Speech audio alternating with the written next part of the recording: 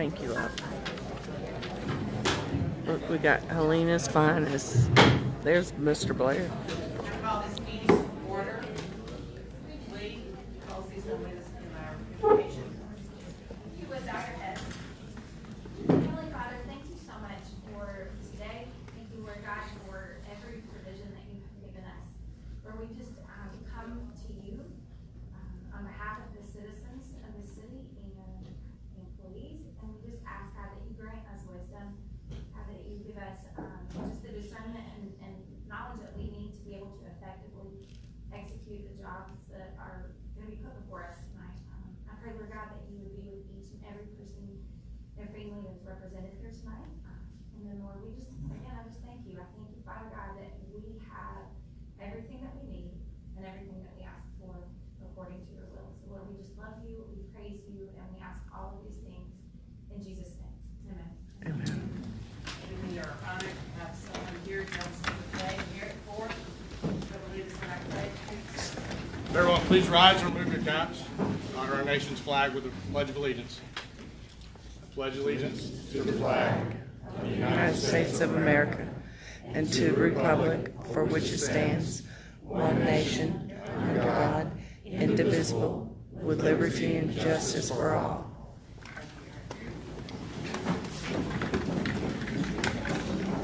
Roll call. LaBelle. Here. Manley. Here. Joseph. Here. Halsey. Here. Woodman. Here. We have four. Okay. All of you councilors have had a chance to look at the agenda. I will entertain a motion to accept the agenda. Madam Chairman, we have some changes to tonight's agenda. The Harris-Dole approve or deny has been deferred to October. And our scheduled first readings of ordinances 73407, section 22, first reading of ordinance imposing a lodging tax, and the first reading of the ordinance amending the zoning ordinance to provide for short-term rentals has been tabled for further discussion. I have had a motion to table these items. I'll second. Okay, we've got a motion and a second. All those in favor say aye. Aye. Opposed? All right, so that's four things on table. Next, we have our presentation of our minutes from the July 12th, 2021 meeting. I'll give a chance to read those minutes. Any discussions, anything need to be added?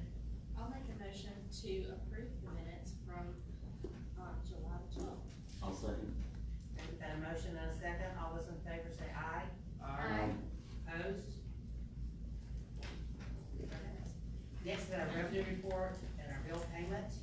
Got a chance to look at those. Any questions? I'll entertain a motion. I'll make a motion that we pay these bills. I'll second. Okay, we've got a motion and a second to pay our bills this month. All those in favor say aye. Aye. Opposed? We operate for another whole month. We are bills. Next, we have our municipal operations report from Mayor Brian Puckett. Thank you. Welcome everybody tonight. Just want to give you an update real quick on some of the different departments throughout the city. The library finished up their summer reading program and had a huge turnout. So thank you to Dan Daring and his team over at the library for all of y'all's hard work. Streets departments with Jason and his team, they continue to do everything as fast as they possibly can. The rain every day doesn't help with them getting out there and working on the roads and getting grass cut. So I appreciate that. Then also with utilities, we continue to work on the main line installation that runs from Dearden down to Highway 17. That continues to be progressing well. And then also the utilities team worked to get water and sewer lines run to Lee Springs Park. So we're going to be working with Shelby County to get those bathrooms built for that park here within the next month. Also with the police department, congratulations to the Explorers and their success at the national competition this past week. Also the Tahoes look good. New ones. So we got 2 new Tahoes that were on back order because of COVID. They did come in and are getting their lights and hopefully will be on the road next week. And then National Night Outs. I want to remind everybody it's August 3rd. Officer Murphy has been working to put together a great, awesome, amazing, fantastic, that's all the adjectives I can use right now. Night out on August 3rd. It'll be from 6 to 8 at the high school. So it'll be a great time to come out, interact with the police officers, fire department, a whole bunch of other different agencies that'll be out there as well. So for that, I'm done. All right, thank you very much. All right. Next, we have this good things all up. Chief Flynn, give a recognition of Officer Browning. Chief Flynn, would you like to come forward? Thank you, ma'am. Blake, come on. No good deed goes unpunished, you know that.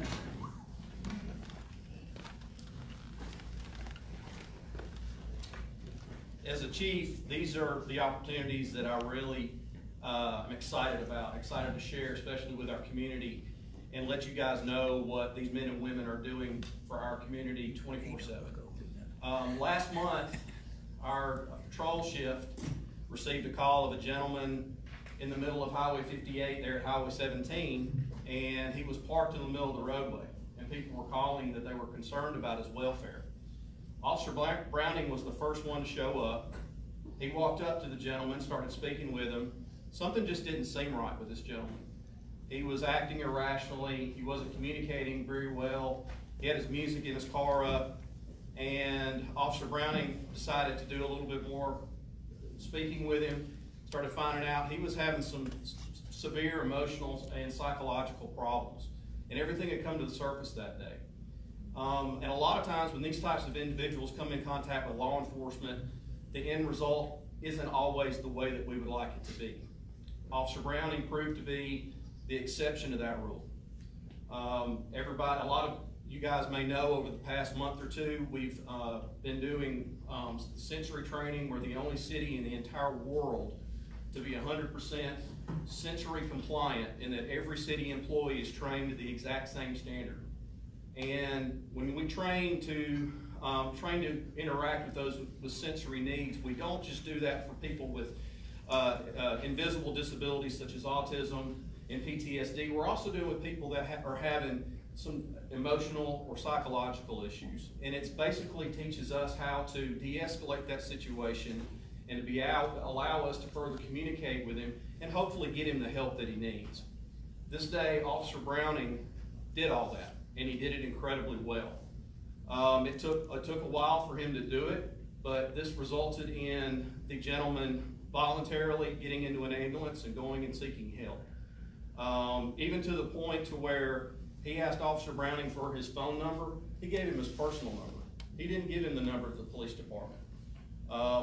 Officer Browning does that not just because of the training that he went through. That's just the type of individual that he is. And I can't express to how proud I am. But here's the real bonus to this, is he saved that man's life. Ask me how I know. Later that evening, this gentleman's wife contacted me. Said, I just wanted you to know how much we appreciate how your officers interacted with my husband. She said, unfortunately, this is not the first time this has happened. Previous incidents with law enforcement didn't end up in a very positive way, the last of which had law enforcement officers pointing their firearms at the man. And apparently, every several years, he has these types of issues. That didn't happen here. And it didn't happen here because we care. And we apply ourselves to a higher standard to serve not only our community, but the people who come through our community. So I could not be prouder of Officer Blaine Browning. He is an asset to this department. He's an asset to this city. And in respect and appreciation for what he's done, I'm awarding him this certificate of merit. And your pen, thanks to COVID, is back ordered, so you'll get your pen later. But congratulations, job well done. Bravo. Thank you.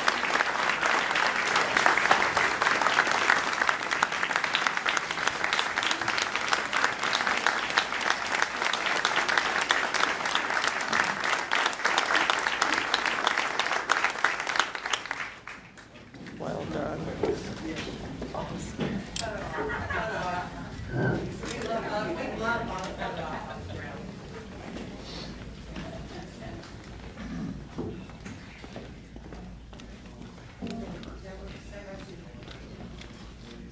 It's shift change, they're ready to go home.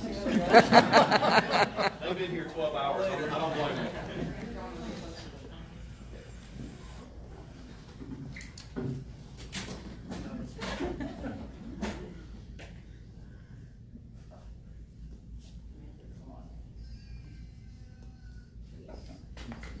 Bravo.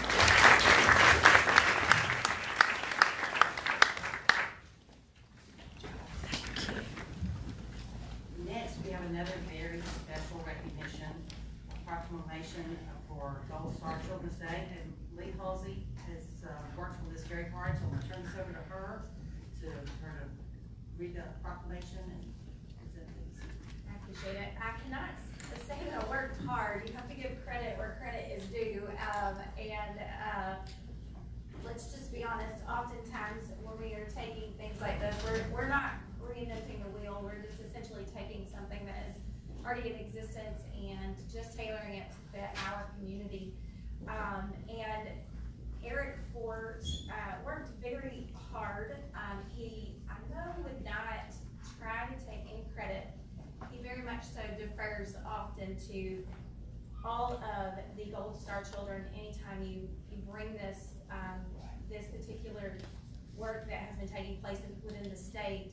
He's very quick to be very humble about that and to defer to himself as a representation of that collective group of individuals who have suffered some significant loss and challenges and, made incredible sacrifices so that we all get to do the things that we get to do. And that is just operate freely in this country. And so I'll read the proclamation, and then I'm going to actually invite Eric Ford and Kim Rowland and Peyton Murphy to come up and join us and present this to you guys. But the proclamation states, recognizing August 1st, 2021 as Gold Star Children's Day. Whereas the history of Gold Star families began in the United States shortly after World War I to provide support for mothers who lost sons or daughters in the war. And whereas the reference to Gold Star comes from the custom of families of servicemen or servicewomen hanging a service flag in the window of their homes, displaying a gold star for those who have perished while serving in the line of duty in the armed forces. And whereas the United States began observing Gold Star Mother's Day on the last Sunday in September in 1936, April 5th is recognized as Gold Star Spouses Day. The families of fallen officers have made tremendous sacrifice on behalf of our country and should never be forgotten. And whereas the military children played an important role throughout the United States Armed Forces community, no one has given more to this country than the families of the fallen.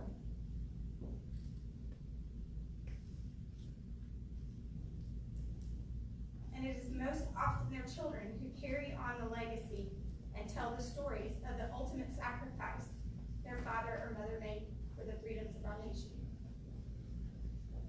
And whereas there is no date dedicated to the children of Americans, fallen soldiers, and all members of the Gold Star families deserve to be recognized by our local, state, and national leaders for their sacrifices and their dedicated and patriotic support of the United States.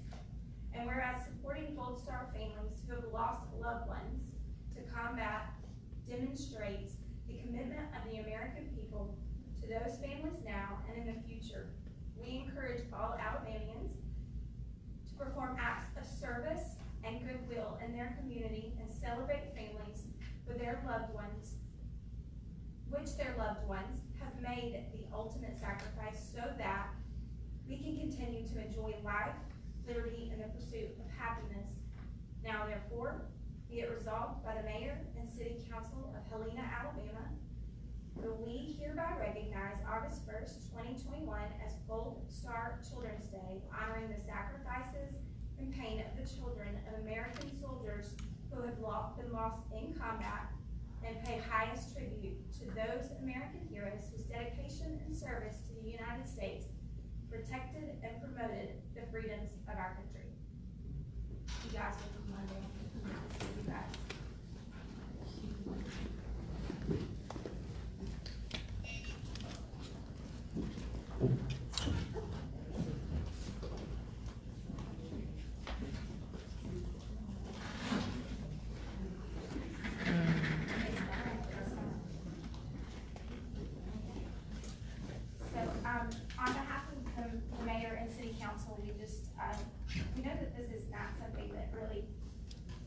going to bring about some great relief for you guys, as it relates to the things that you've dealt with, but we want you to know, and to all of the residents in the city that aren't here tonight that are also Gold Star children, we just appreciate what your family sacrificed, and it's something that we just wanted to make sure that we honored and followed the state, and hopefully the federal government will get on board soon, but we wanted to present this to you guys tonight, and I'll let you guys kind of hold it, and I'll step off to the side and move. Yes.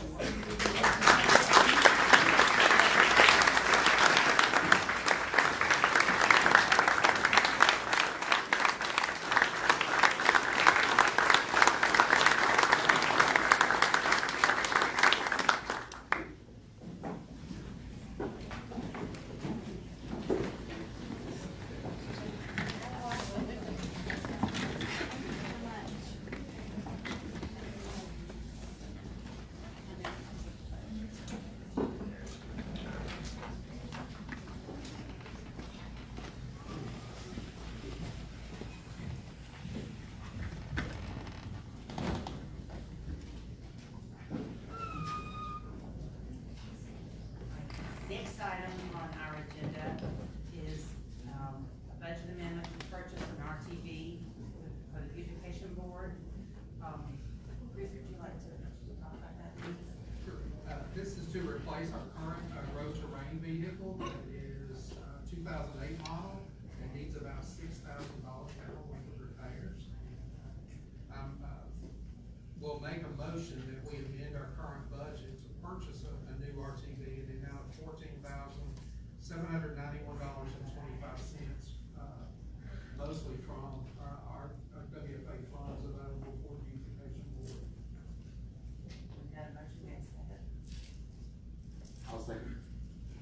We've got a motion and a second for this budget amendment to purchase this RTV. All those in favor say aye. Aye. Opposed? Behind us, a new RTV. Next, we have approval or denial of ordinance 885-2021, which is the Helena FEMA flood damage prevention. It's our second reading. I trust all of you got the 40-page document. So for your sake, we're not gonna read that ordinance. I know. But it is our second reading on that, and it is mandated by FEMA. Do you wanna say anything else about it? No, I mean, it's in correlation with the updated, flood maps, that were issued, to both Shelby and Jefferson County. This will be, making sure that, we continue, doing the right things as a city as it relates to floodplains. I'll entertain a motion to accept this ordinance. Make a motion, we approve ordinance 885-2021. I'll second. We've had a motion and a second. All those in favor say aye. Aye. Opposed? Motion passes. Okay, next we have approval or denial of a rezone request for 2698 Helena Road, R1 Single Family Residence District, Special District for General Business District use. And it did have unanimous P&Z favorable. I know there are several people in the audience, I think, that would like to address the council. I'm sorry they don't have a microphone. I didn't think about that. But That we should be on. will that work? Please.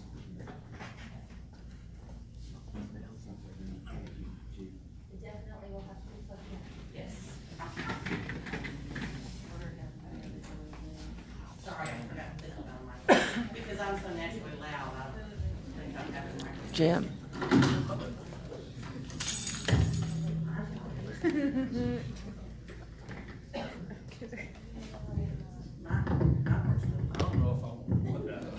It's a full house with ABC 3340. Just don't be loud or forget it. We want to- You need to look at that bullet like. No, I do not mind at all. Okay, I wanted to be clear that the unanimous, approval of the planning and zoning board was with, well, it included several conditions, including a 20-foot planted buffer, to be determined at the time of the plat and maintained by the owner.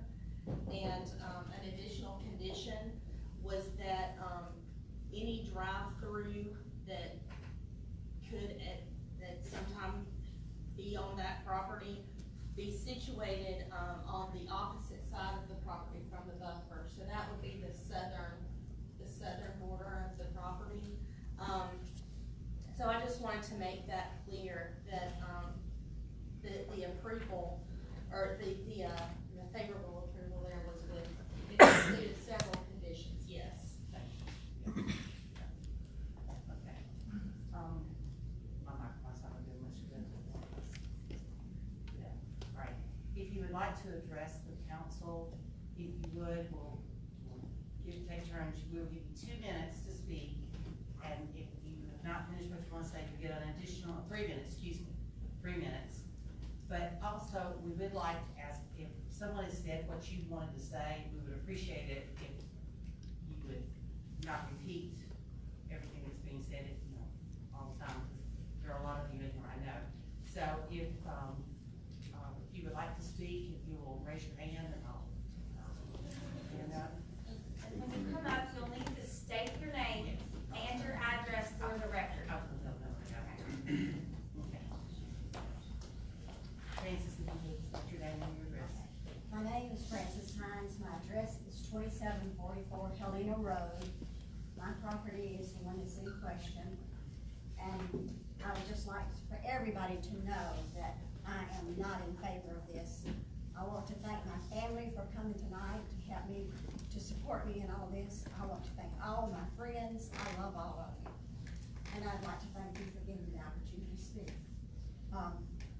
I don't know what I said a while ago half the time, but I do want to make sure that you know that from 2019, my property value was $189,000.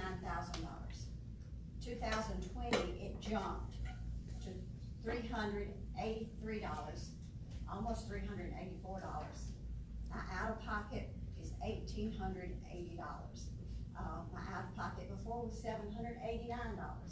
I don't know what it's gonna do to my property value now. It can either go up or it can go down, but I do want you to know it's really placing a hardship on me. And it's hard for me to get out of my driveway now.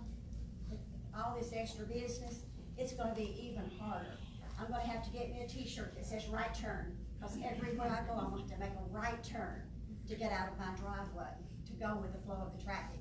Go all the way around 95, 58, come back to shop.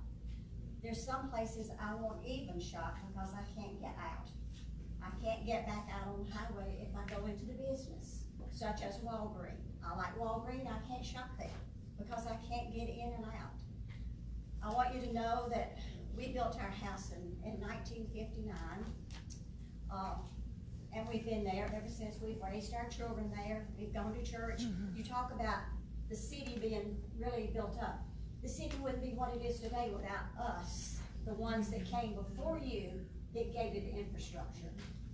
I feel like we were the main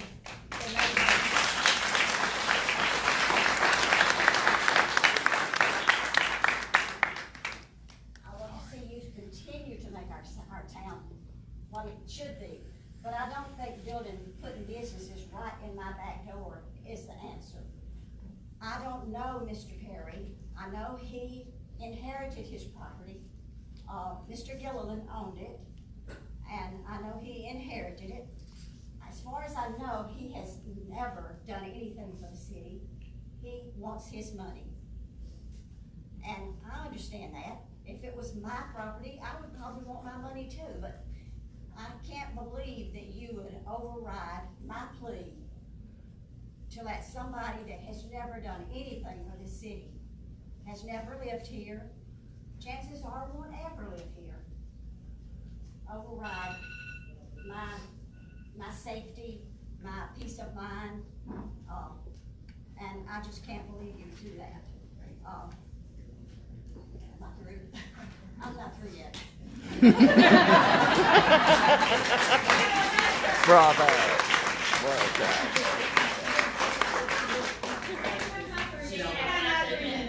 I know she can. Can you have another 3 minutes? I just can't let you have one consecutive. Okay, thank you But I so do much want for people letting me to, speak. I do wanna make clarification, it's not her property that's being rezoned, it's property that's Yeah, it's next a door. property next to me, That's next to her. but it's within 20 feet of my property line. And if you walk over 20 feet, that's Okay, close. thank you. Okay. You will get hits in the back. Anyone else would like to speak? All right, come forward and state your name and address, please. Hold your applause. I'm Tracy Hines, and I live at 120 Old Tuscaloosa Road, which is right off of 261. So I deal with a lot of the same issues that all of those who, live on 261 deal with. I did type something out, so I can try to be quick. Doing away with the residential community on 261 will totally change the landscape of Helena. It already has. My question is, where will it stop, and when will it be enough? It appears to all residents that there's no plan to assure the integrity of the community or environment that while we move forward. Your role here is to come up with a master plan for Helena. It is your duty to present that to all citizens in advance and get some feedback. 5 or 6 people cannot make a decision for all citizens if the citizens don't even know what the long-term plan is. We are already a product of that from previous years. We've always put the cart before the horse, when it's come to planning. It appears to us that you are simply reacting to requests, not doing actual comprehensive planning for the city and for the residents' future. Reacting to requests without professional planning in place has already been detrimental to the community, and why we're already battling many issues. A master plan should be your foundation, a place to start, and helps to guide the future development to best reflect the priorities and values of the residents. And let me repeat that. To best reflect the priorities and values of the residents. The process is designed to give the public the chance to participate in what they desire for their hometown. I think everybody has a desire for this town, but our desires are never heard. We all understand, development. We understand the reasons behind builders and developers. That's business for them, and we don't fault them for that. They're good people.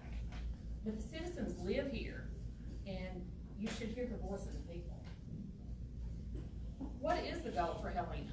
Does it include the preservation of anything that will maintain the rural character, the quality of life, the hometown feel, the reason so many came here? Is there any written plan on what needs to be preserved? And if not, there should be.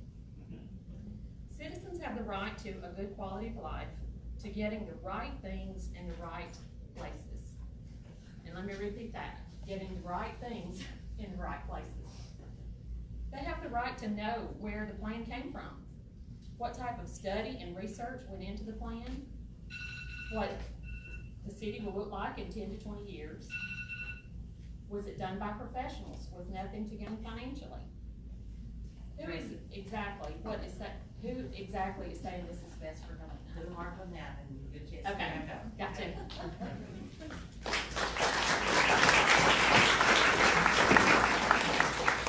Next. Anyone else like to speak? I'll go.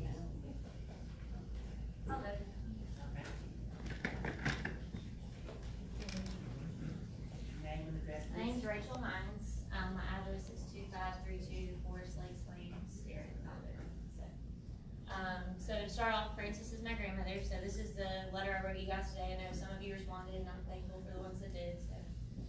So to speed read for everyone, I'm writing to you concerning the property adjacent to Frances Hines. It's absolutely disheartening that you would even consider creating needless distress for her at her age. I know some of you didn't grow up in Helena and are thrilled with the possible growth and income for the community, and I understand that. However, my concern is in the fact that you're slowly removing what made Old Town Helena famous. Old Town did not get on the map for its Chick-fil-A, Walmart, or Zaxby's. I know a lot of people are shocked, but it did. Old Town became desirable because of its community, its family-owned stores, tourist, history, small town feel. There's a reason why people came here, and they came to get away from it all. When most people drive in, they drive in through 261, they love what they see, so they wanna move here, and I understand that. But they saw that because that was what was here, that was Old Town. With that being said, there is something magical about this small town feel. If anyone who travels, if you know anyone who travels, most people will say that they love finding those nook and cranny towns where they can come in and have a small, or go to a bed and breakfast, eat at something local. Helena used to have that, it does not have that feel anymore. Ask anyone that's graduated, I know there's several people in my audience, they left town, they've come back, and it's disheartening, it's sad when you come back in and everything you knew is gone. And a lot of them, I mean, a lot of my friends, we all moved out, we came back, and then we realized I wanna raise my family here, and then they started laying down roots, and they realized this is not what I want my family to grow up in. And I'm not to say that, you know, Helena's not so great, I still think it has a lot of great attributes, so I'm not just completely playing off emotion, and I want everybody to know that you've done a great job in some aspects. I do want to know, if this was your sister, mother, grandmother, would you still push for this development? I think we all know the answer for that. My grandmother has been privately battling the loss of her husband while battling breast cancer. She may not have told everybody that, but you know, she doesn't deserve to have to deal with this right now. I mean, there are 4 things that bring her joy, and that's going out with her Helena chicks, her little group she runs around with, and you know, I'm thankful for all of you. But it's also, you know, sitting on her back porch reading a book, and she does that every day religiously. She calls me from that swing every day religiously. And, you know, having all of us over and gardening, well, you know, that garden is gonna back up to whatever goes there. And there's gonna be trash thrown over. You can say there's not. You can say you're gonna put a buffer there, or a fence, or a sound wall, anything. But you can't honestly go around Helena and say that that's been well kept by every other Walgreens or Walmart or anything like that. And she doesn't deserve this. She's been too good to this community.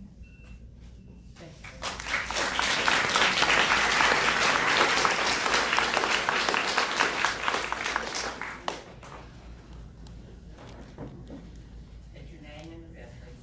Well, I'm Yvette Trussell, I'm not a Hines. I live at 725 Second Street, and one of the oldest houses in Helena. Don't look at it right now, but I keep it in spite of the fact that it's a money pit, because it is 144 years old, and it has so much history. And the reason I'm in Helena is I fell in love with it in 1977, when I moved to Maylene, and Reed Crotty, the pastor at the Old White Church downtown, was a welcome wagon chaser, and he invited us to church. And I went to Dr. Nolan here, I went to Brad Hicks, my dentist here. I went to church for 18 years with Ms. Hines and a lot of other people, including you. Even I'm one of those builders.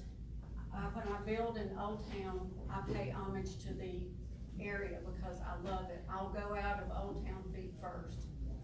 And I just think that you have to preserve the charm and history of this town. Otherwise, Helena is no different than any other small municipality. Helena is special. I don't care what anybody says about the traffic, it's special.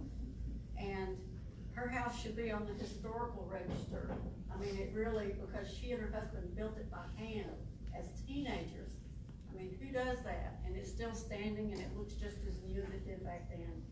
I just think you have to respect that, because you need a cohesive plan. If the master plan hasn't been updated since '07, maybe you need a moratorium until you get it updated, because you don't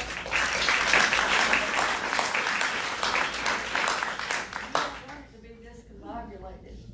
I stood up in this room in the 1990s when Old Cahaba was getting approved. And I knew one of the developers, and I could see the dream. I know what people put, the kind of money and risk they take to do a development. Like, you know, a linear foot of a road might cost 1,000 feet. People say, oh, make us another road. They don't realize how much it costs. They're not involved in it. But at the same time, if the plan isn't made for growth and isn't cohesive, it's just gonna be discombobulated and all over the place. But a big portion of that development and that plan needs to preserve the historical area Money needs to be found if we have to raise money to fix the park after the tornado hit it. That was the saddest looking thing, and still now that the market and everything is going there, it still looks sad. It needs a landscape architect that knows what they're doing to put us back together. But Ms. Hines' property to be next to, what is special district? What's the parameter of what this man can put there with no thought to the city? You know, yes, maybe his business that he sells to will fail and the next one still has to get in there. You gotta know what's coming, what's gonna be there and what's coming. Thank you. Thank you. Thank you.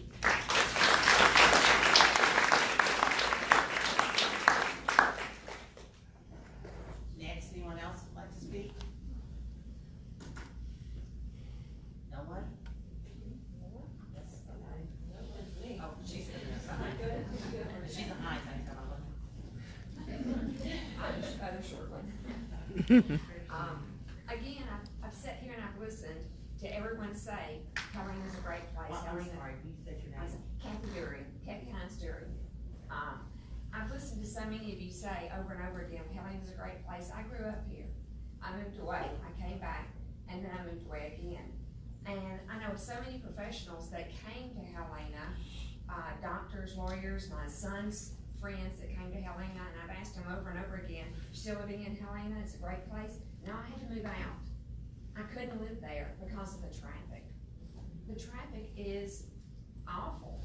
I avoid Helena at all costs during certain hours. And is it an hour? No, it's 2 hours. Coming from Chelsea to Helena, and Chelsea's not that much better, but coming from Chelsea to Helena, I'm looking at 45 minutes to an hour to get into Helena. Not from Pelham, just coming over the mountain and trying to get to my mother's house. Coming from Tuscaloosa, where I work, back into Helena, going over Morgan Road. The other day when I was bringing mother back home from Tuscaloosa, it took me 45 minutes just from the interstate. And not because they're working there on 52, because there was so much traffic. And that's before school started. When school starts, you're not going anywhere. And I appreciate all the police officers. My dad was a police officer. If you don't have the police officers out there working, then it's worse than what it could possibly be. Going to a Helena football game to try and watch my nephew, it was an hour and a half just to get from Tuscaloosa, leaving at 3:30 to try and attempt to get to a Helena High School football game. And if you went home and tried to go back to a football game, you couldn't go anywhere.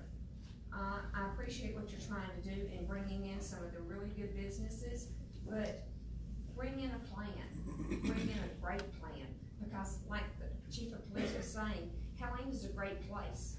Helena's a wonderful place. How did the police officer help the guy that was in need? Because he knew what to do. He had a plan. He put forth a plan in place for his police officers. Put in a place and plan. Helena's a wonderful place, and do something. Putting in a turn lane to turn right, we can't always turn right. Turn left sometime, and you have to have that plan. You're always gonna get that curveball in life where you have to turn left. So put in that plan. Thank you.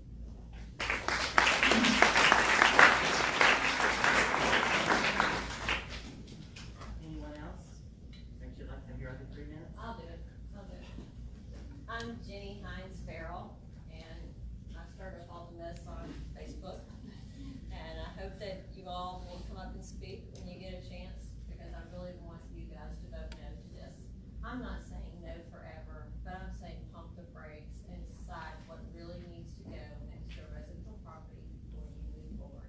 Because judging from the earlier council discussion, I don't think everybody knows what really needs to go there. And if we're gonna work off the master plan from 2007, then it should not be a what was it called, a special district, for the, where you can put in absolutely anything they want. If they're working off the 2007 plan, which is greatly outdated, then it's supposed to be a B1 property with a 30-foot buffer.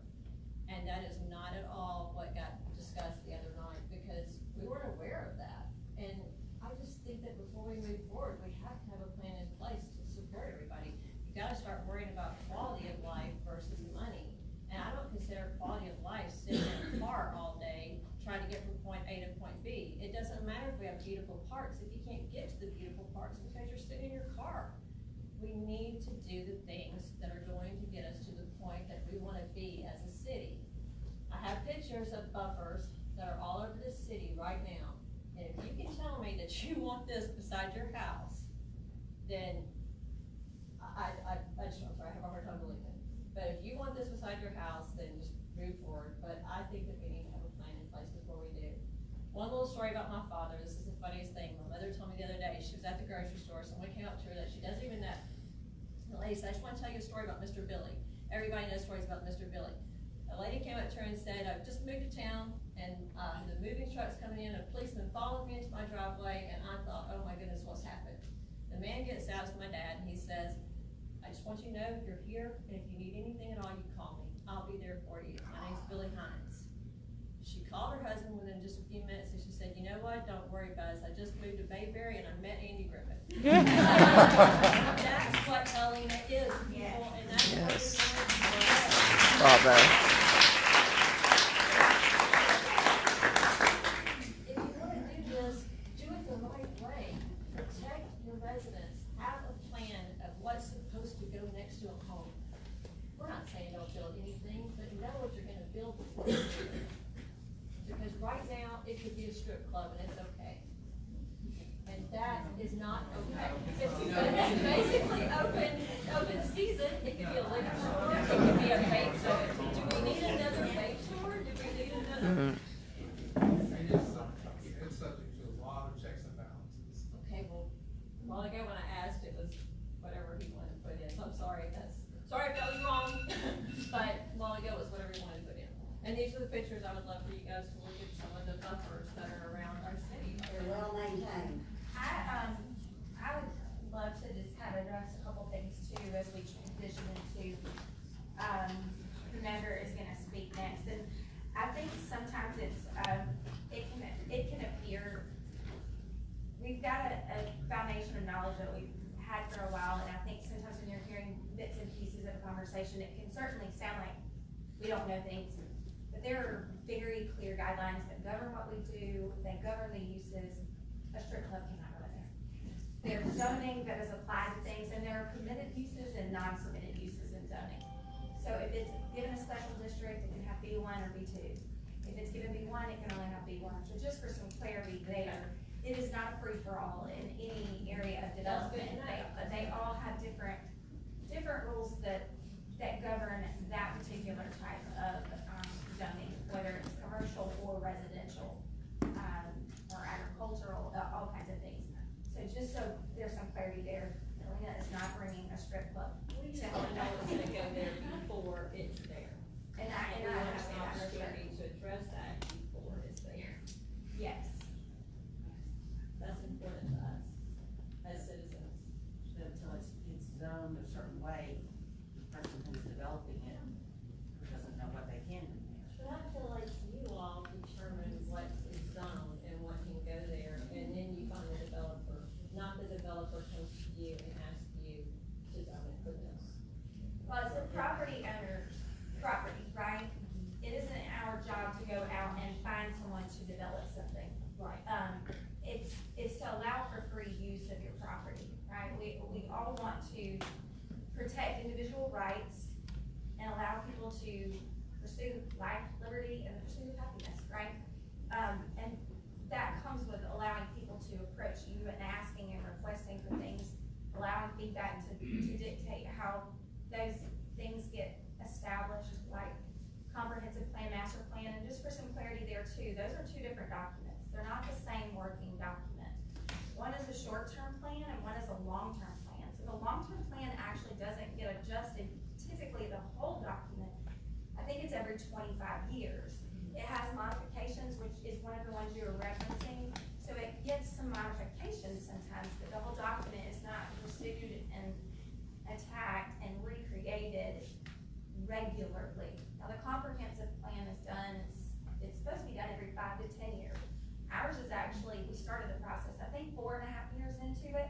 So we're actually starting that review process sooner than what it calls for, because we clearly identified that it was too vague and it did not address all of the things that we So I do wanna make sure too that there's an understanding that your master plan is actually a long-term plan and we shouldn't review that every few years. Our comprehensive plan is meant to be a short-term goal that supports that and guides us in the direction of achieving those long-term plans. But wouldn't it be prudent to finish the comprehensive plan before you start rezoning, considering the fact that we have commercial property all over the city that's for sale right now?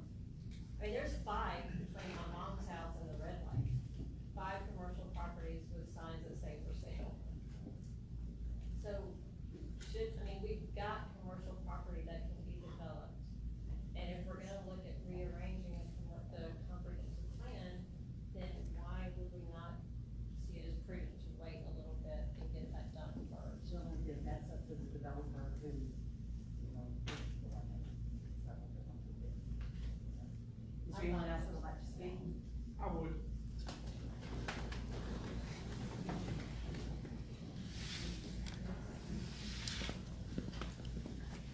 Get your name and address, please. Of course. My name is Neil Rowe, and I live at 2844 Helena Road. In the spirit of full disclosure, I live next door to Miss Hines. She is also my wife's aunt. I know a lot of the faces that are here, and I respect every single one of you.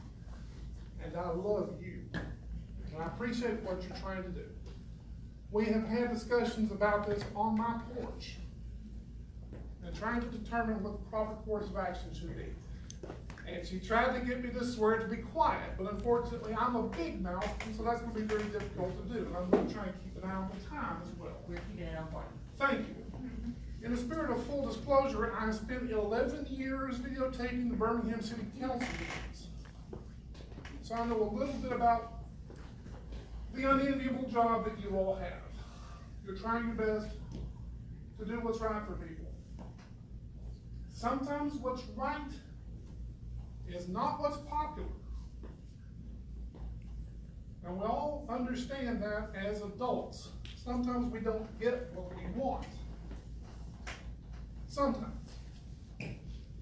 We try to ask the people who make decisions on our behalf to make the right decisions for our benefit, but sometimes our benefit is not the benefit for the greater good. That's hard to accept.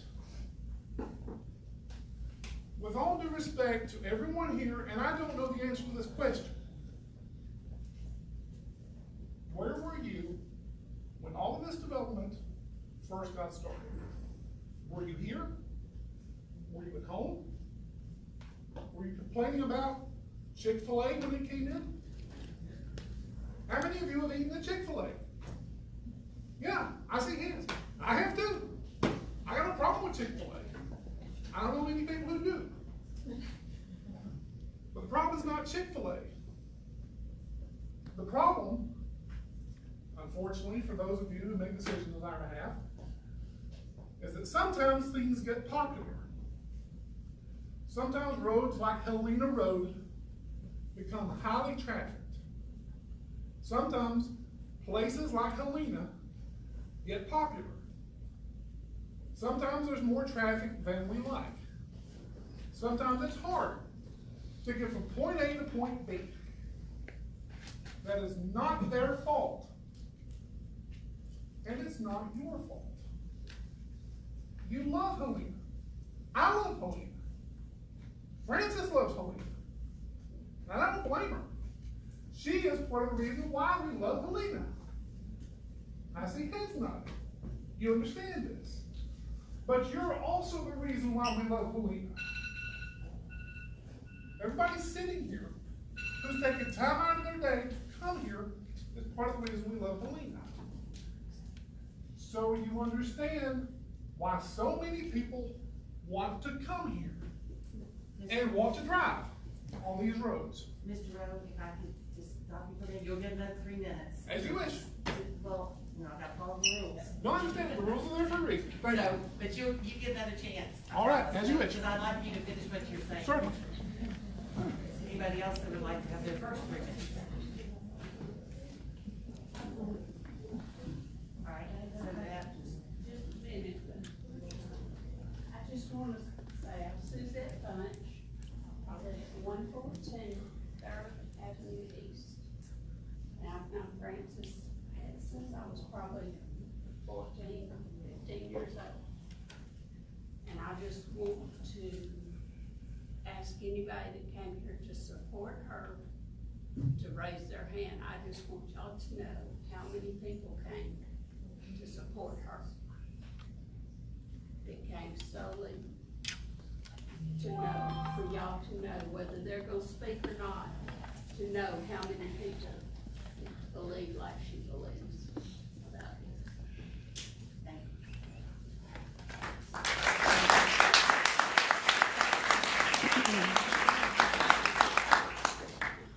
Is there anyone else? Yes? I'd like to. Well, okay, you first and then he can go. You might not be able to see me, but. I may really won't hear you. My name is Brittany Flores. I live on 1926 Highway 58. I am not a part of the Hines family, so I'm going to speak on someone who is not a part of the Hines family. However, I love them dearly. But backstory, I'm from Blount County, right outside of Arniana, in the middle of nowhere. My family moved here in 2003, and I was still in high school. I stayed with some other family members because I didn't want to leave. But I moved here when I graduated. I also bought a house here a few years ago in Helena because I didn't want to leave the small town feel. Because I got the same thing out of where I came from here, although it's still a suburb. What's disheartening to me, not that I'm not for growth, I love growth. I love Chick-fil-A. I love Dollar Tree.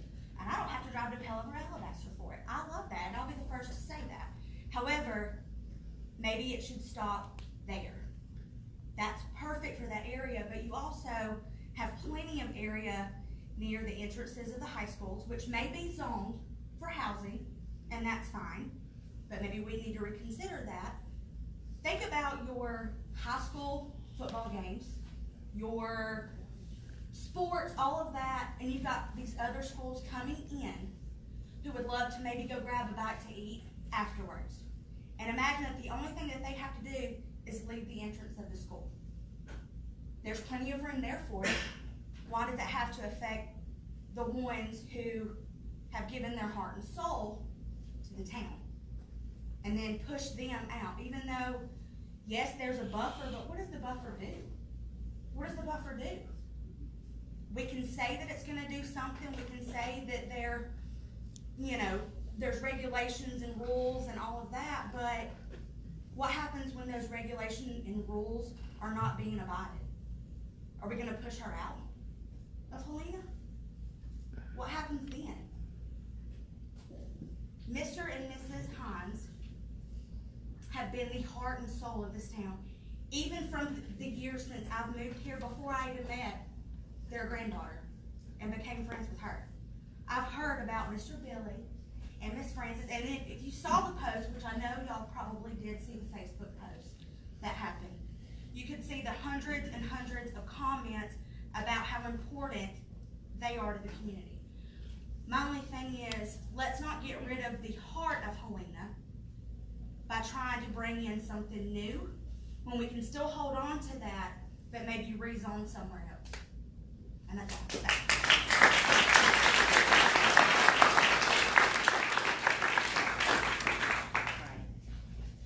I know you wanted to speak, and then we're gonna give everybody a chance to speak if they want to, but if you have something different to say, we would appreciate that, And you, sir, you come on up.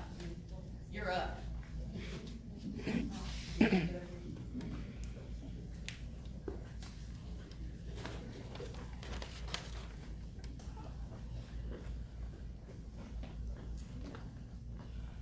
My name is Robert Shaw, S-H-A-W.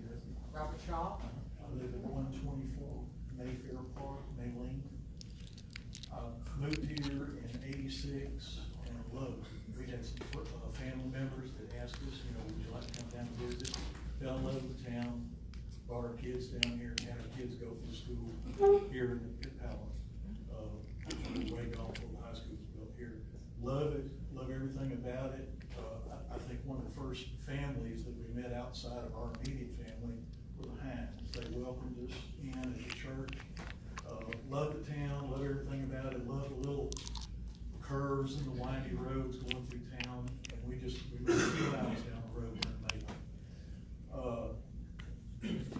growth is inevitable. I know it, listen to what everybody's talking about. I kind of think that maybe, I don't know, I haven't seen the master plan, and I apologize to the gentleman that spoke earlier about, I wasn't here before when all this came up.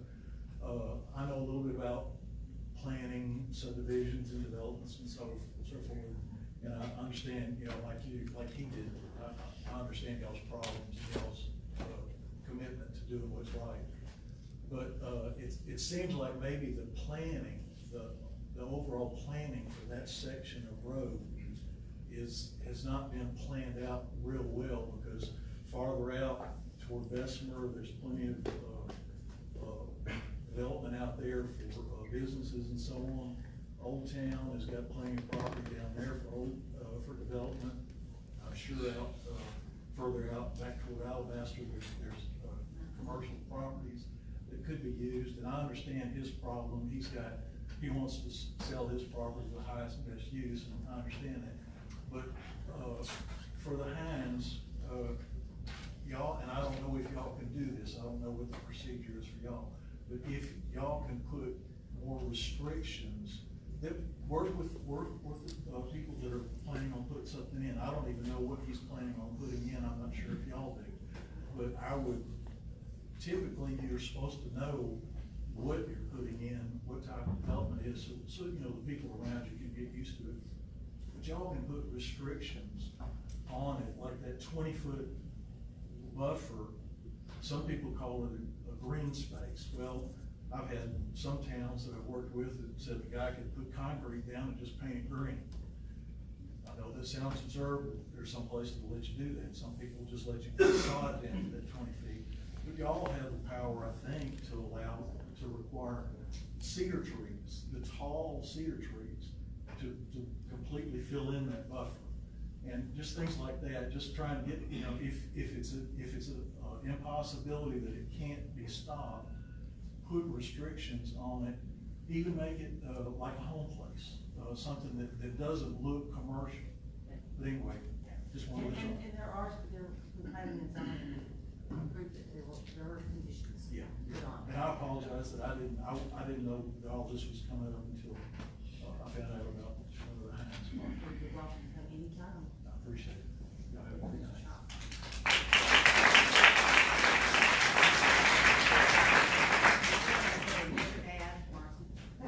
I have a question before. My name is Marcy Campbell. I live at 193 River Valley Road. What are they requesting exactly? Special district with B2 or B1? Requesting special district to general business districts, which my understanding, correct me if I'm wrong, covers B1 and B2. So they can build B2. B2 is the most unrestricted. Okay, so when Wyndham is B1, why wouldn't we keep it B1? Why even give them the option? I'm all for business owners, landowners being able to do what they want, but you gotta decide where. If we take that, if y'all let them retake that property, then you might as well go down the whole side all the way to the post office. And then. It's headed there. Yeah, it is. What is it gonna look like? Do we wanna extend Old Town this way or New Town that way? I vote Old Town this way. Ooh, makes me nervous. Business one, where it butts up to that neighborhood, if we're gonna do.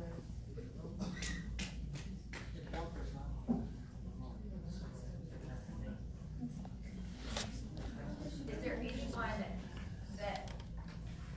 anyone here that brought this to the agenda, requested for this, that could speak? I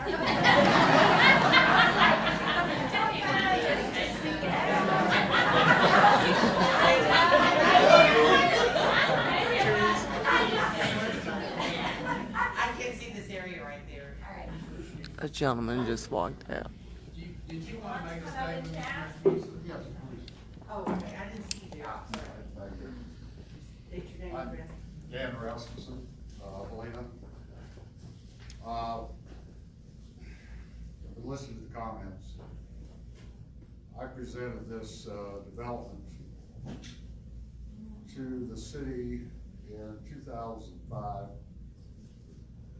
Once I presented my master plan development, Sonny Penhill said, "You copied it." So I beg your pardon, I don't understand what you're saying. He says, "Well, prior to you coming up here, he had ordered a study for the University of Auburn." And he reached in his desk and pulled it out, and it practically mirrored my development plan, which at that time, the city council was fine with that layout at that time, prior to you asking for that. The reason I chose that property for development is one day I was driving down the street and I see a for sale sign on one piece of property, and I called and bought it. And once that word got out, every single property in this development, the homeowner came to me and asked me to buy their property. I didn't approach one person. So after each of those approaching there, I decided that this development would work. Including the property next to Miss Francis. That whole development was approved in 2007. Heard several comments about no thought, no planning. There was a lot of planning in that. The other reason it made sense to me as a developer, it was at the center of the community, the business community. Everyone that owned property within this development wanted to sell and leave because of the traffic and the noise. It connected to the rest of the commercial property. For that size of development, at that time it was 22 acres.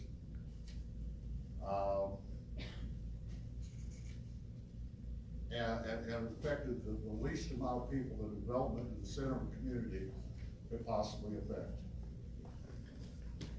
There's 24, other than Miss Francis' property, there's 24 other properties that border this master plan is approved.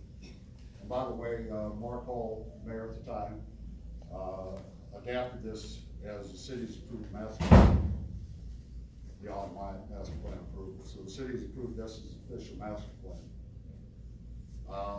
There's 24 other homeowners that border on this property. And no special restrictions were asked to be on all those properties. And the residents have not contacted me about a problem with it. As the lady mentioned, Wyndham is B1, it's B2. And that was done prior to me applying for the rezoning for everything. It's been B2 for I don't know how many years before. Well, we sure, pretty sure.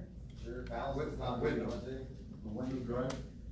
And Dan? Yes, ma'am. Your 3 minutes are up for now. You'll get another chance. 3 minutes, okay? Is there anyone else that wants to say anything else? Speak. I just wanted to ask if this was put into place in 2007 and it was already approved for B1 and you knew that, then, and with a 30-foot buffer, that's what it said on the presentation that they had earlier today, it was a B1 spot with a 30-foot buffer, then why are you asking to change it? I'm not asking you to change it. It's special plans, it's approved with special plan shopping district for B2 use. That's not what's on the paper that you had earlier. It's B1 with a 30-foot buffer. There's a board that Mark Hall asked me to bring down here, and that was my conceptual plan. And Can y'all put it back up on the screen? And that plan that he adapted in there had the old numbers that were changed at the time of rezoning it. And he asked me, well, you still have that board that you presented? I brought it down here. I didn't know he was going to adapt this as that. So there's some old information that. Dan. Yes, ma'am. Okay. We will try to do some research and see if there is another master plan that. That's why I'm asking if we could, like, table the vote until you guys have all the facts before we vote yes on something. I would say too, just from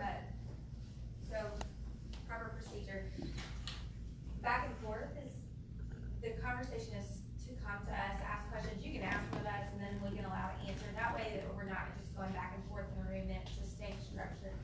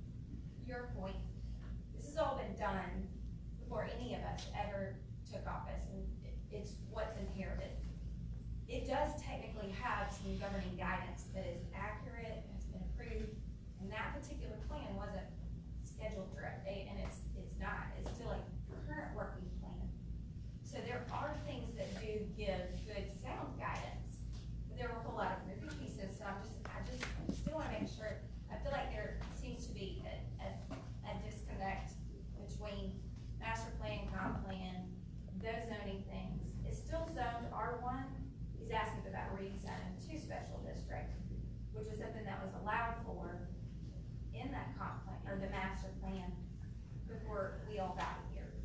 And there are hearings that take place for these things. And that is, actually to his point, is something that's critical. Most people don't show up at the public hearings that guide our governing documents. This is why that's super critical. Because once the governing document's there, like you've got this piece of paper that helps guide you in your decision making, so we're not just making decisions aimlessly, right? So anyway, I just kind of make sure, I hope that these things are beneficial. What I'm saying, there might be a waste of time. I don't know. Yeah. I'll be really fast. My name is Dawn Smith. I am Francis's niece. I live at 529 Lost Creek Circle. I just wanted to say real quick, I grew up here. I was born and raised here. My first house when I was born is a little gray house on Main Street, next to the barber shop. Then we moved to Highway 261. My parents' house, where I grew up, the property where I grew up, is one of the properties that Mr. Rasmussen mentioned of where the family came to him. My parents came to him, the house that I grew up in burned down in 2001. My parents just kept the property. They moved to Alabaster. However, the difference in that versus what Ms. Hines is dealing with is that all of the families on that end, where the Chick-fil-A, where the Papa Murphy's, where the Dunkin' Donuts, where all of that's gonna go, all of those people's situations were different. Everyone on that end knew that everyone was gonna sell because they had different reasons for not wanting to stay. However, I was worried when it got as far as to her, that it would be a problem because she shouldn't have to be forced out of her home or have to deal with rodents or whatever comes with whatever's next to her. She's not being pulled out of her home. No, I know that, but I'm saying, but when you put something up against somebody, and then whatever might eventually come behind her, whatever might eventually come on the other side, it's on this end where everyone was willing to leave because for all different reasons, and I know every single one of them. They all had different reasons. One of them was a rental house. One of them was my parents that had no house on it anyway. One of them was a family that had grew up there, their parents were deceased, and they wanted to move out of Helena because they didn't like the traffic. One of them was a lady who, just needed a fresh start. But when it gets down to Ms. Hines, the issue with that is you're butting it up against somebody who wants to stay. She don't want it. She wants to stay. And that, I just wanted to clarify the difference in the people on that end versus where you are now. That's all I want to say.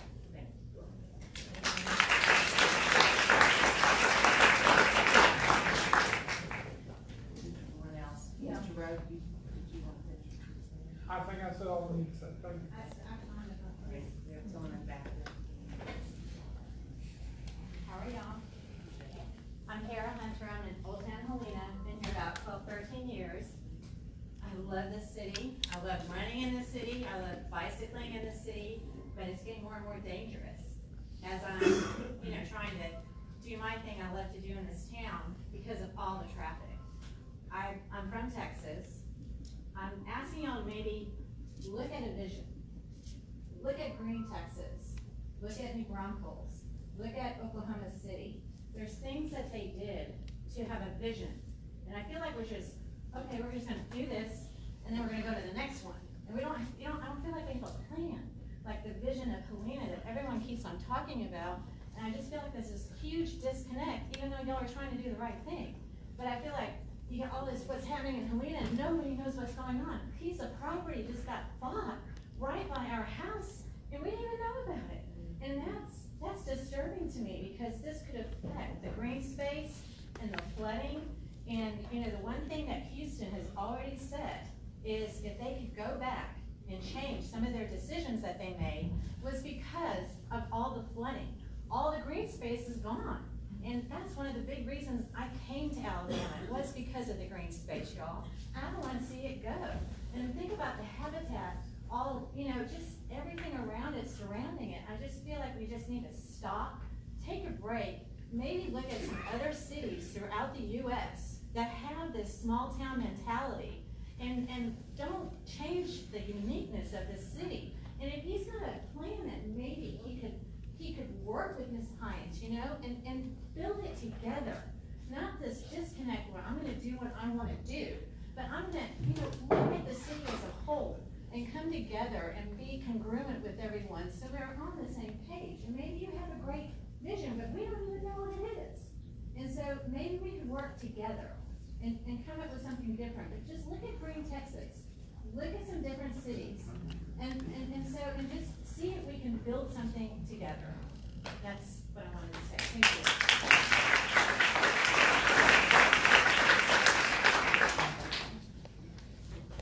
Anyone else?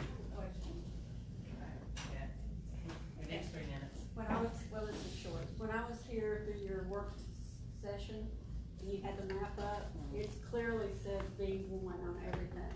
And I think he was thinking of it really B2. Do y'all know which one it really is right here? It really is R1. Okay, but the B1 you had on the screen earlier this afternoon before 5 o'clock. That was part of the plan. Okay, but he's saying it's a different plan, so is it a new plan? It's a proposed, what that is a proposed document, right? It's a guiding document that's proposed. Essentially, anybody can come in and ask for a rezoning of anything. Right, but he said Mark Hall told him to bring the one that he's approved, so. That doesn't matter. This is the group that's gonna make those decisions, so those things don't matter. But we're just entertaining the documents that exist that do govern. And then those pieces of, if he's asking for a rezone, not what previous mayor said or previous council said, because we weren't there as a collective body, so we can't. But I thought you inherited what was there. We inherited the map, yes. Okay. I don't actually, I mean, I've served with Mark, I don't actually know what Dan is referencing. I'm not saying that I didn't hear it, but I don't recall that either. So, Okay, but y'all get that. I'm going on the documents that are voted on and approved. Okay, but y'all Not get that hearsay. clarified to make sure it's all right? But it is just a plan, it is a Yes. plan. Okay, but what's real is R1 right now. Our Yes. one is what's real, Okay, yes. thank you. Yep. Can I clarify something? The rest of the master plan is special plan shopping district for B2 use, not the property that I'm asking to be rezoned. That's still in R1. The property What is- adjacent to it. What is proposed in our map, our master plan map says B1. That's what she's talking about. For the property. Its that's proposed rezoned. uses does say B1. Yeah, the proposed use for the legal, we're looking. Would you like to say anything else, Mr. Ruskin? I'm sorry? You have your other 3 minutes. Okay. Two and a half. Also like to make a comment to, respond to a comment about where does this all going to stop? It's going to stop at Ms. Hines' property. It's not for sale that it stops. That's the lawyer. Stop there right now. I'm sorry? It's just gonna stop there right now. If you're not selling, then nobody's buying, and it stops. So it's not like somebody can come in and tell you what to do with your property. And I'm asking nothing the same for my property, but I can't tell you what to do with your property. And so it stops there. Miss Tucker's across the street from me, where we're up against that, she has no desire to sell, and I have. So everything stops there. So it's not like it's a mudslide coming down the hill, going to take everybody up. It stops where the property's bought. It was approved by the original master plan in there. This last parcel is what I'm asking for rezoning. And all I'm asking is that the rezoning requirements and guidelines are the same as the balance of the property. Nothing more, nothing less. Just the same as the property next to me, behind me, and so forth. So this is not something new, something different. It's just the same as what was approved earlier by the city council. But to include this one last property. Thank you. Okay, I have somebody in the back that doesn't know.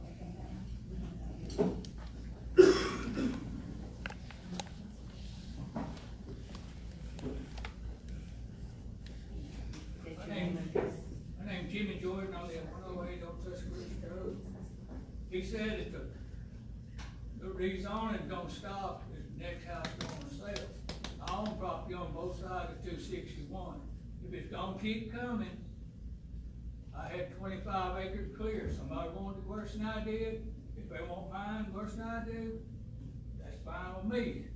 But the neighbor next to me, I don't want to sell and have a business next to him like she's got something I have next to her. I'm not gonna sell my property until it's rezoned, they take the whole 261, Old Town, to the new development, and everybody wants to sell, if you don't, you're gonna have a business in your front door or back door. Where's it gonna stop? He says it's gonna stop, the next person's gonna sell. If you look on the right side going up, there's nobody in none of those houses been there over 5 years. I came to Helena in 1943. Been here a long time. Went down to Dr. Ryan's office. Nobody knows where it is except Billy Dean. Who else knows where Dr. Ryan? Well, Francis knows. I'm glad a few people know where it is, because there's so many houses built around it, you couldn't even tell what it was down there. I went down the other day, and like 6, 7 new houses built all around it.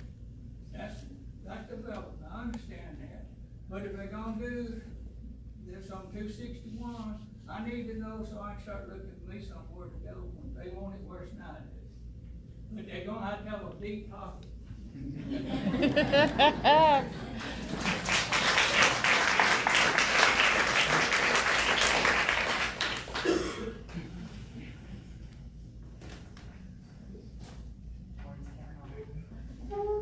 My name is Katie McLawn. I live at 5584 Lloyd Drive. It's actually on the map as well. My family has lived here since the late 1800s. I'm 4th generation on that lot. And I am just very concerned about all of the residential areas in Helena that have been turning to business. Because we've been getting letters and letters and letters from people wanting to buy our property, and we don't want to sell. So I'm wondering, at what point is that little triangle going to interfere with our 2 little acres there? And it's, again, just to point out, it's so hard to turn left out of that neighborhood. We have to go around, or we have to go down to 58. Sometimes you can't turn left that way either. But it's getting so close. I can hear the construction in my yard, and it takes away from that little oasis that we have in that little spot of Old Town Helena. We used to walk up to King Street to my aunt and uncles, and aunt and uncles and uncle, and then across the street again to my Uncle Rudolph. And to see that tradition gone of just the walking to your family in Helena, in Old Town, just breaks my heart. And I'm just very concerned about how far is that business line going to go when Mr. Lovelady behind me passes away, and that big section, something might happen to it. It would be up to the landowner to petition for It's just very scary to me. All of the residential being turned to business so close to me. Thank you.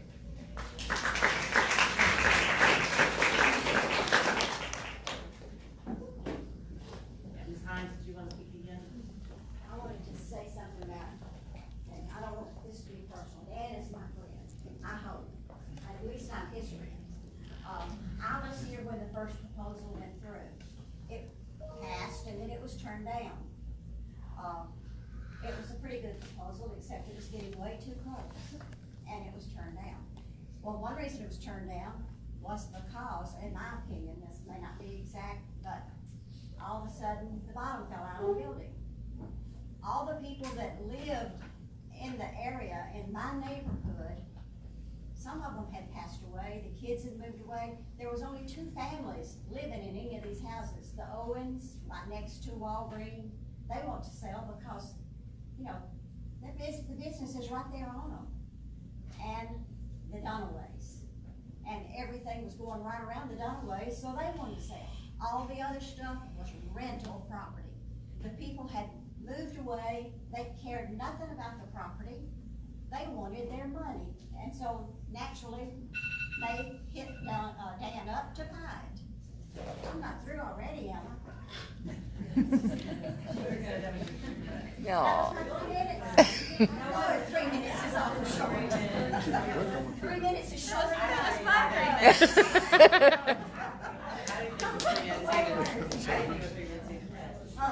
didn't think it was 3 minutes either, but she's not official timekeeper, right? At least I got 2 cents in. Let me just say one more thing. I have lived here and saw 2 different studies done for the bypass. Money has been paid for the studies for the bypass. We have no bypass.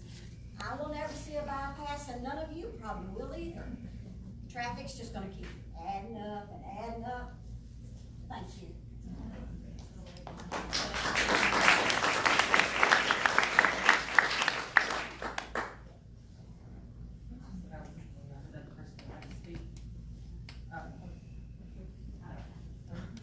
Would you like to speak? I just wanted to finish up. Oh, okay, come on. If everybody else is through. And I'll just be real quick, I hope. Yeah, there's just a lot of confusion for me because, I see that, a lot of this stuff, like you say, was taken care of years ago. But it's always been kept very quiet. And I get that, yeah, there's probably a little, article somewhere that says, hey, come to a meeting somewhere. But I would love to see, you guys send out a survey to the people that live here, okay? The people that have, to the city, to the state. I mean, I think that you are not getting a clear picture just by the few, people that show up here. We need to get a picture from everybody. And from my most recent research, being a new person on the council, we'll go back and the current plan that we're using for the public hearings, maybe 1 or 2 people showed up. Well, I mean, I'm clearly never. It's published on our website, on Yeah. our Facebook page, well, back then there was. Yeah. Facebook was about. Yeah. But, I mean, it's always out there. Yeah. It's just, I just feel like you don't do a good enough job to get the word out about this so that people can let you know how they feel. And to me, a survey would be a great way to say, what is your vision for this town that you live in, that you've either moved to or you've lived here all these years? I mean, every person that moved to Helena came down Highway 261 for the first time. And when they did, they looked around. They looked at her house and all the others and said, what a cute little place is this. Well, this is just a cute little town. I might like to live there. And they did, and they moved here. So why do we have to change everything that drew all those people to Helena? Maybe even some of you. Maybe some of you came down 261 for the first time, and thought, wow, this is a great little place to live. Why do we have to change that? Why can we not work together to find some better plan to transition from commercial to residential? Because a 20-foot buffer don't do it. A Bradford pear tree and some bags of bark, I'm sorry, that is not a proper buffer between commercial and residential. And I would just ask that y'all really, look at that. Find a better way, like the other lady was talking about. That was just great points to me. Find a better way to do it. We're not telling you stop. We're telling you find a better way to do it. Thanks, thank you.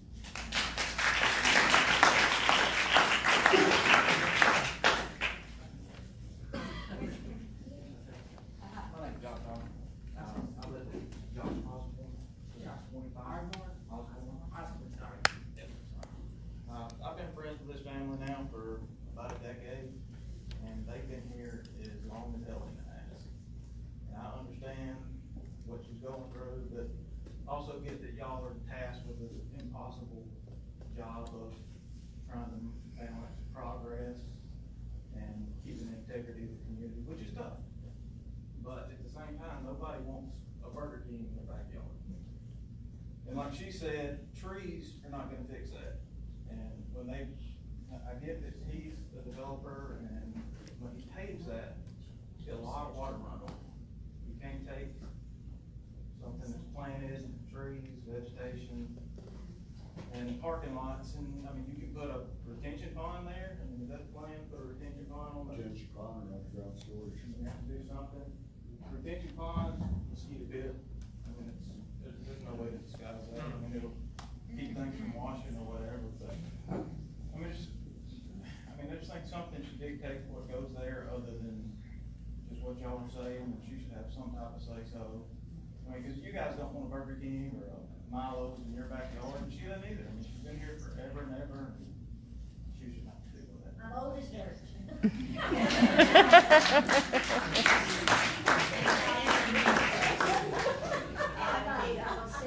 there anyone else? Yes, sir, sir, in the back. I'd make it up around there.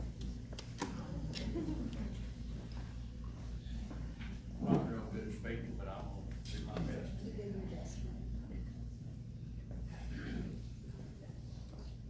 I know this gentleman real well. I know this lady real well. And sir, your name? I'm Flynn-Recognition. I live at 827 King Street. I live directly behind Miss Hines. This is my second home. But, I understand the predicament y'all are in. I mean, y'all was dealt this. I run for council back in the late 80s. I was too young. Nobody wanted me.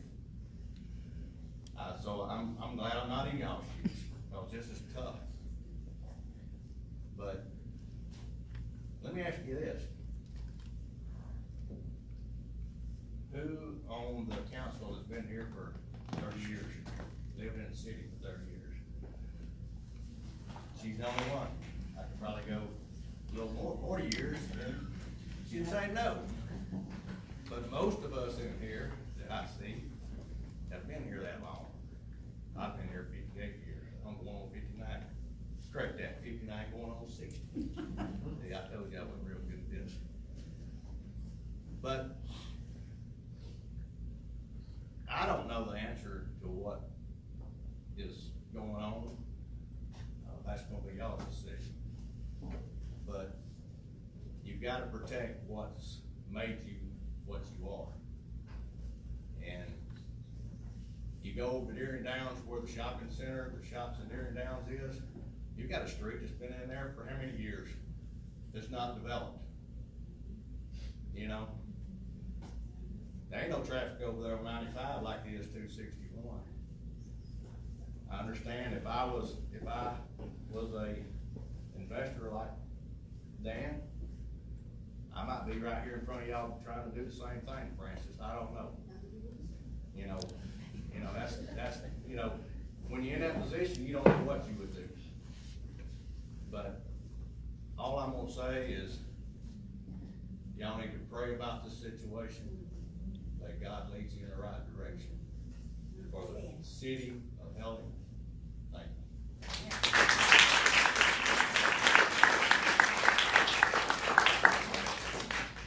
Anyone have something new to add?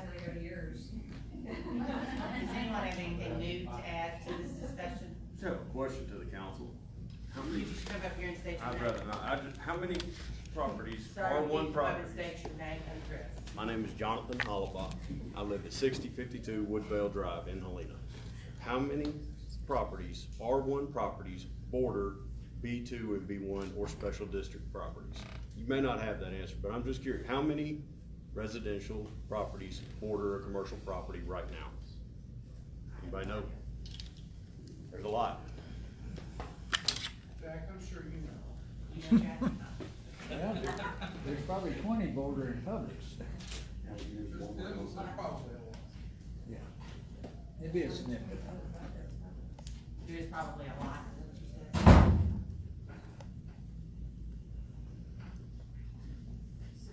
Anyone else? Yes, Sue?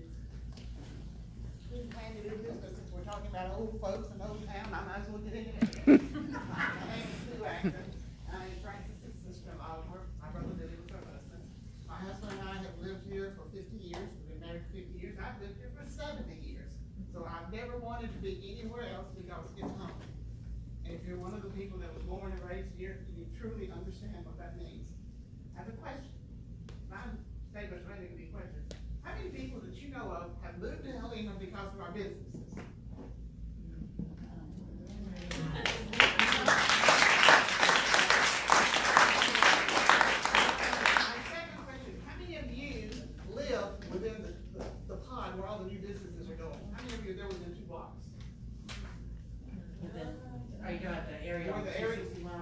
sixty-one, when the development's going, how many of you live there close? I live on Adams Street. We used to live for 30 years on Highway 17. We had a business here for 22 years. Our business was one of the ones that when Francis Parrish was the clerk, would pick up the phone and call us in order to know what we paid in taxes that year or that month, so they would know what they could pay bills on, because we were one of the few businesses here. When we built our business, there was nothing but woods behind us, woods beside us, our neighbor beside us agreed to let us build a business. We have another neighbor across the street who supported us and helped us build our business. So we were very fortunate. The houses came afterwards and granted lines. The houses came further on as Helena was developed and on down through the way, okay? After 22 years, big businesses moved in that basically closed us up. So we moved on to new ventures and doing new things my husband did. But we decided to move closer to the intersection. We moved on Adams Street, which is basically like 2 blocks back. It's right behind Publix, 2 streets back. Since we live that close to the businesses, I can tell you some of the things that happened.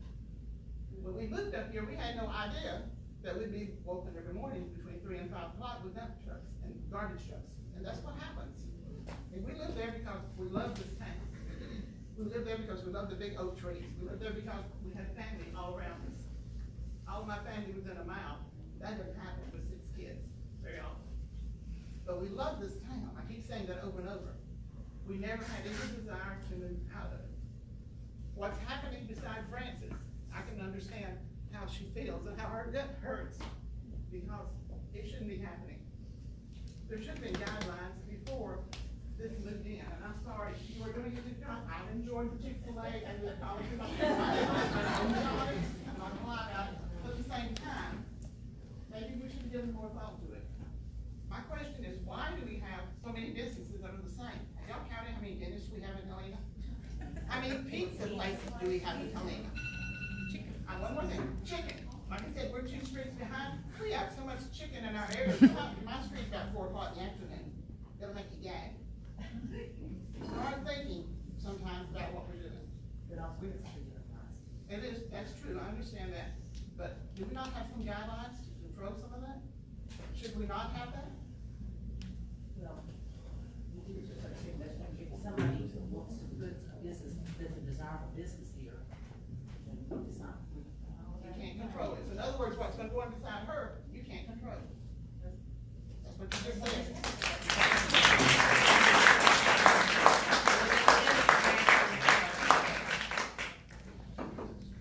Anyone else? Don't have a third time. No, sorry. It's a difference of. I'm sure it is. I get 10 pounds just smelling Chick-fil-A.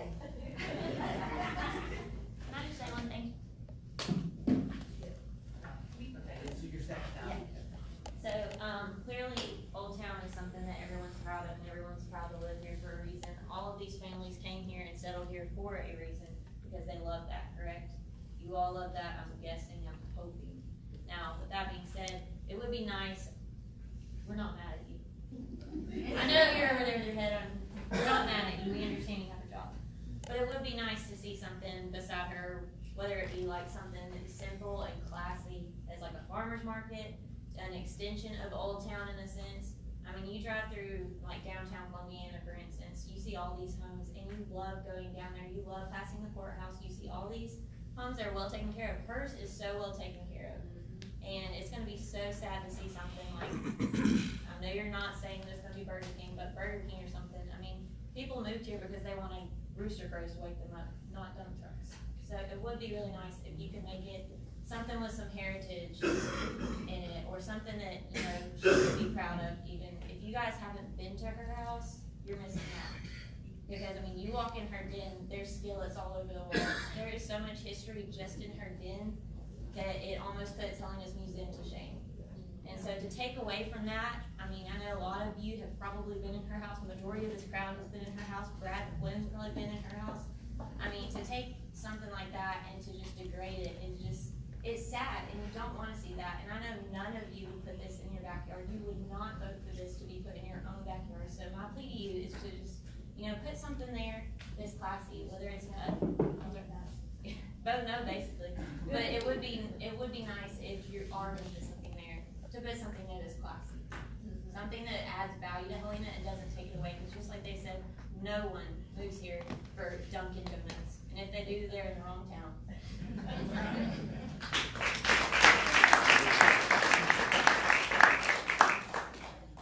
If we don't have any other sessions. And we will call this matter to a vote. We will call this matter to a vote. Amanda, you want to do a roll call vote? I know, we're not gonna do the vote yet, I'm just asking.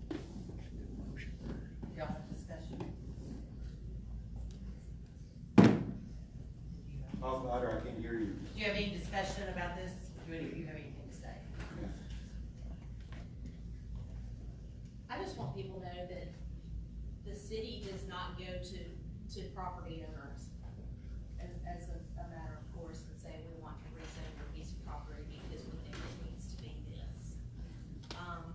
We don't pick and choose like that, just like we can't pick and choose what goes where. The way that is accomplished is through our zoning. It says if you've got this piece of property and it's zoned this, then you can do X, Y, and Z with it. That's the extent that we have of being able to choose what businesses go here, pretty much. There's some other stuff, but that's nitpicky. But I just wanted everybody to kind of know where we are, as far as what we're being asked to do tonight, and that is to vote yes or no on, approving a rezone request to special district. Not B1, not B2, not R1, not anything else, not voting on what kind of business needs to be there. This is a yes or no, on a rezone, and that's it. So I just wanted to kind of be clear on that to everybody. That's what's been put to us. Is that fair? But I think too, I can't even remember what we have or have not stated. I think too, regardless of how this goes, the motion being made, did we discuss in this part of the meeting how that motion would need to look in terms of what was recommended conditionally from P&Z, because P&Z recommended by unanimous vote, right, 20-foot buffer on the side that butts up to Ms. Hines' property. Yes. And then the drive-through being on the opposite side, south side, If there right? was to be one. If there was to be one. Business owner to maintain. That's To what maintain. the purpose is. Okay, I think we are there any more discussion? Oh, I do have one thing. Did you wanna say something about, What happened during the planning and zoning meeting? Just to clarify, like, did I accurately convey what happened in the meeting, or would you like to speak to that at all? You did. Our thought was that we couldn't tell this man what to do with his property. And at the same time, we struggled with how to protect his time. Our thought was that it is a coordinated development from what's adjoining it. And we thought the best way to protect her further than the buffer was to require a drive-through if he decided to have a drive-through, because we don't know what he's gonna put in there. So we set a condition that the drive-through be on the opposite side of the property, away from Mrs. Hines, to protect her even further. Under our zoning ordinance, the only other thing we could have done was turn him down.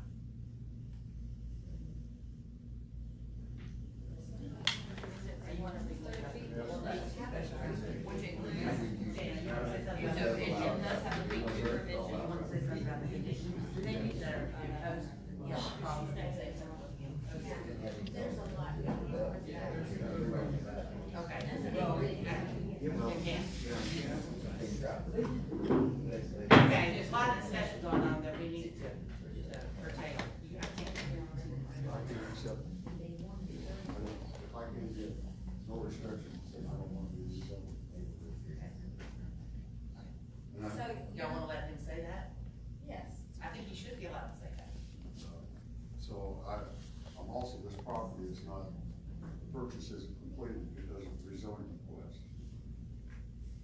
So I was given authority by the landowner. I could rezone it, but it couldn't have any restrictions on it. So why can't it? I'd be up for lawsuit if I accepted it less. So in other words, would you like to withdraw the No, I'd like it to be voted on with no restrictions. no restrictions? Okay. One thing, the drive-through lane being out on the Simon's side, that's the quiet side of the drive-through, is the pickup lane. The front doors is not next to the property. The speaker box is on the opposite side of the property. Actually, the Was this quiet not brought side up is in on the planning and pickup side. zoning? Sorry? Was this not brought up in planning and zoning? It should have been. No, I didn't think, I thought, and I was mistaken, and we got through planning and zoning, it was gonna be decided whether 15 or 20-foot setback, not a buffer, but setback, and I didn't know. We talked about a planted buffer, yeah. We talked about a planted buffer. You talked about planning, but I requested setback, you requested the other. And then we were adamant that the drive-through be on the opposite side of the property to protect his time.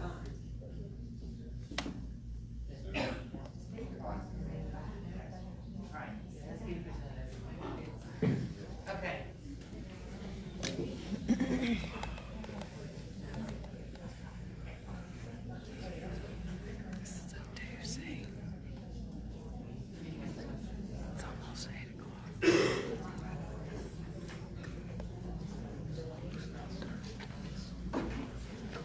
I feel like the planning and zoning gave us this rezoning in a certain format. I don't think that we can go and change it without it going to planning and zoning again, Dan.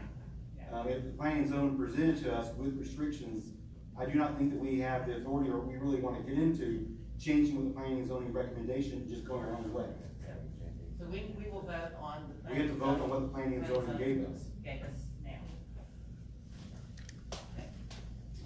Alright, I will entertain a motion, rezoning request of 2698 Helena Road.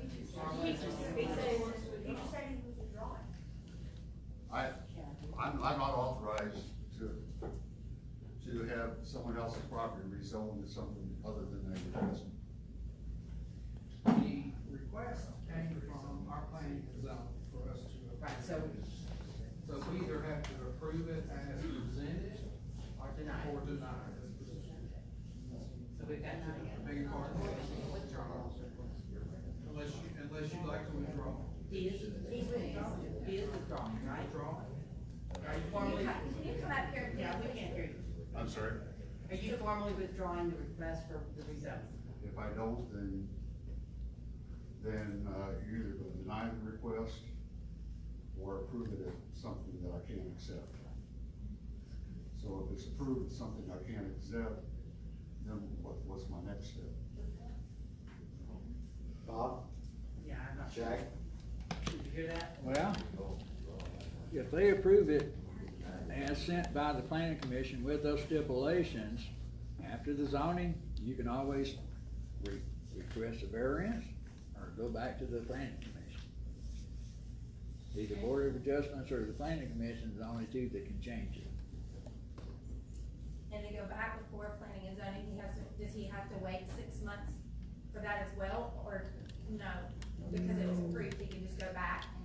if it Not works? unless it's denied. Okay, so that condition only. If it's approved, no. He could come back to the planning commission, he could come back to the, well. Jack, why can't you withdraw now? Yeah. Absolutely, you can withdraw. There's nothing that says. If I withdraw, when can I request rehearing? What is planning and zoning? Yes. If they don't deny it, you can come back next month. But you'll probably have to start the whole rezone process over. Spend thousands more dollars. $1,500 more, yeah. I'd rather spend that, hey Dan, I'd rather add that to the buffer. So you're saying, But I can't- I'm sorry. Since the property hasn't closed yet, because I didn't know the results of this, So I'm authorized by the seller to rezone it so I can purchase it. But if I accept something that I can't live with on there, then I'm putting a cloud and a restriction on the property, which devalues the property. Yeah. And to be clear, the vote that is before us is to rezone this with those conditions, so that you understand that it's not something else. It is that recommendation with those zoning requirements. You can So- ask us Yeah. you can ask us to vote no to not rezone it in our vote. I'm sorry? You can ask us, just like they're asking us to vote no to not rezone it, you can ask us to not rezone it. You can also withdraw it. Good. I withdrew. Withdraw. I'm going to withdraw and go back.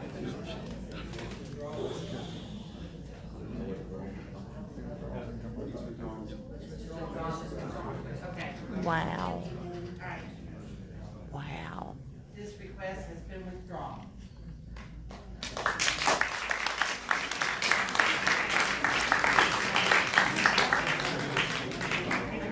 Alright, I know you've been there a long time, and we appreciate your input, but now I'm gonna open it up for council comments. Al?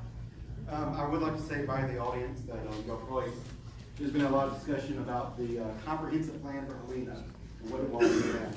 I'm happy to tell you that Mayor and Council, starting in August, we're going to be looking at changing our comprehensive plan. So all of y'all who came out here, please come to the public meetings and give your input and make Helena what you want it to be. Yes.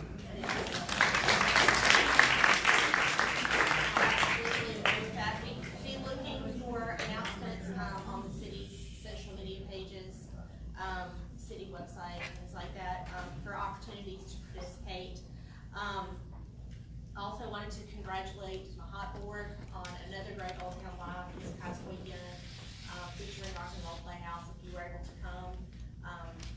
I've just, wonderful, wonderful event for everyone. We're looking forward to another one in August, and we hope that you'll join us there, as well. And the first work session of Helena's Diversity and Inclusion Board will be held tomorrow evening. Details about that are on the city's website, but it's just a work session. We're gonna do some housekeeping and meeting and greeting, so, just wanted to let y'all know about that. And thank you again, everyone who came out tonight.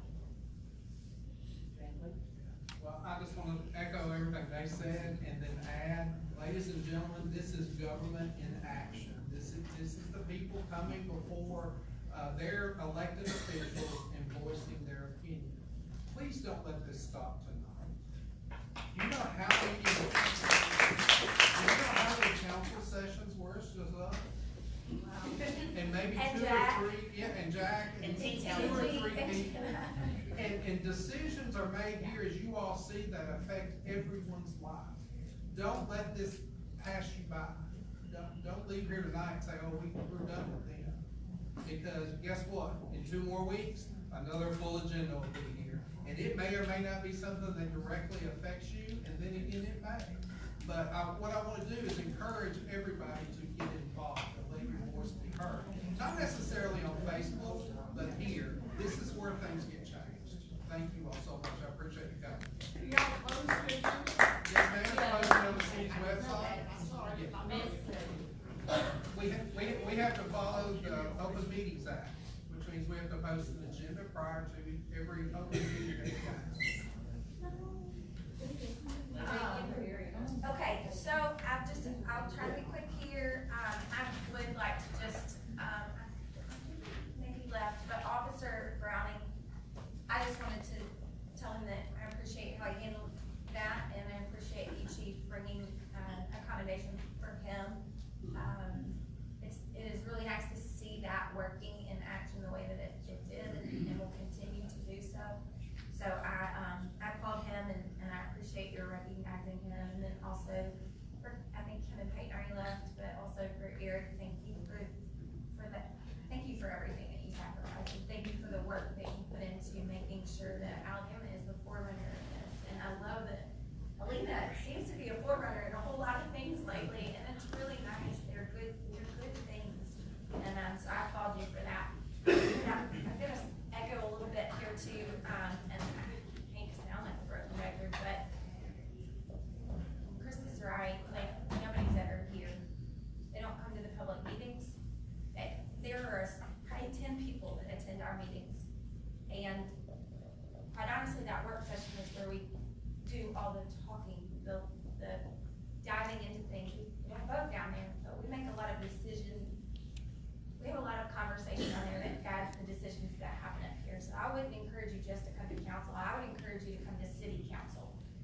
so sorry, pre-council to city council. It's really where a lot of the meeting status is hashed out, and it is a critical part. And to this point, citizen feedback is incredibly valuable. It is essential, but also ordinances that are in place are laws. They're not documents that we have the freedom to decide if we want to follow them or not. They're literally our laws. And there are times where we have to do things we don't want to do, because the law that governs what we're doing dictates how we do that. So if those things get put in place using feedback. So the more engaged you are, the better, not just us, but every single council that will inherit our stuff that goes behind us will benefit from those things if you'll just participate. And I know I'm said I'm a broken record, but it's that important. It really is. So I appreciate all of you coming. I appreciate every single email and phone call that I got.